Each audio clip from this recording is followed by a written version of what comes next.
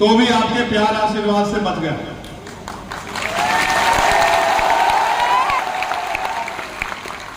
अब जितने साजिशें, जितने जोर है, सब लगा रहे हैं। जब तक लहू का आखिरी कतरा इस शरीर में रहेगा, गौर से सुनो, जब तक इस शरीर में लहू का आखिरी कतरा रहेगा, जब तक आखिरी सांस रहेगी, महापुरुषों के कारवा को आगे बढ़ाने के लिए दिन रात संघर्ष जारी रहेगा। इस बात का आपको विश्वास है। कभी आपके स्वाभिमान सम्मान से कोई समझौता नहीं होगा। प्यारे साथियों, मैंने तो अपनी बात दोहरा दी। मैं आपसे पूछना चाहता हूं, किसी भी संगठन की शक्ति होती है उसके कार्यकर्ता, उसके नेता। क्या आप दिन का 1 घंटा 2 घंटे पार्टी को दे सकते हो? करना क्या है? घर से निकलना है, गांव में जाना है, कस्बों में जाना है, गलियों में जाना है और अपनी बात को, अपने विचार को, अपने संघर्ष को लोगों तक पहुंचाना है और उनसे ये विश्वास उनको देना और ये विश्वास लेना है कि सबको देखा बार बार और एक मौका आजाद समाज पार्टी का सिरा। सबको देखा,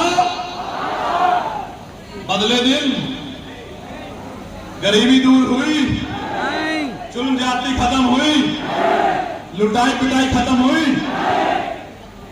नगीना में जाके देखो, कोई मॉब लिंचिंग नहीं कर सकता किसी किसान की, किसी मजदूर की, किसी मुसलमान की, किसी दल की मॉब लिंचिंग नहीं कर सकता। कोई किसी गरीब व्यक्ति को छोटे मुकदमे में जेल नहीं भेज सकता।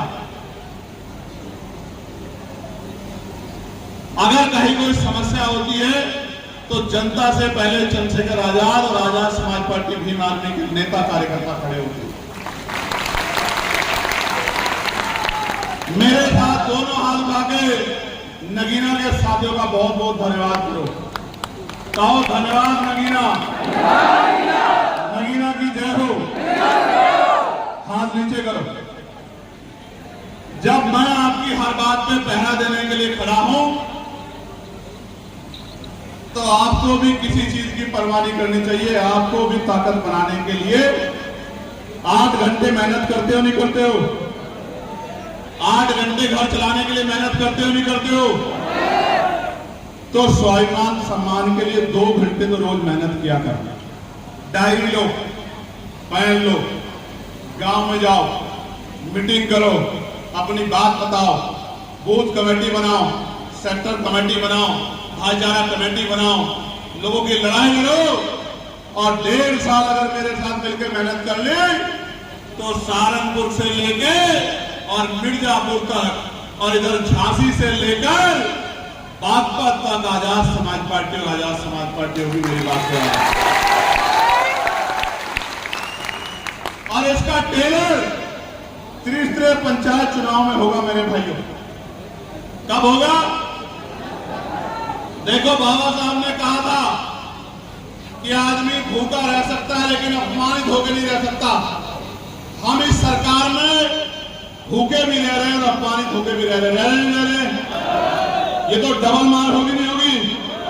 तो जब तक हम इनको सत्ता से उखाड़ के नहीं फेंकेंगे तब तक हम लोग चैन से बैठने वाले नहीं।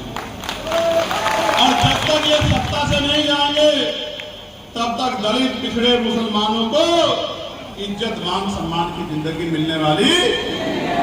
आज कर्मचारी परेशान है, आज पढ़ा लिखा नौजवान परेशान है। बेरोजगारी मुद्दा ही नहीं है। सरकार के लिए बेरोजगारी मुद्दा ही नहीं। सरकार कहती है ठेकेदारी नहीं ले रखी है। कोई भर्ती आ जाए, 69,000 शिक्षक भर्ती घोटाला, पुलिस भर्ती पेपर लीक, दरोगा भर्ती घोटाला, कोई भर्ती ले आओ सब में घोटाला। घोटाला क्यों? घोटाला इसलिए कि अपने चहीतों को लोगों का हिस्सा काट के, गरीब नौजवानों का हिस्सा काट के, मेहनतकश नौजवान का हिस्सा काट के उनको कुर्सियों पर बिठाना।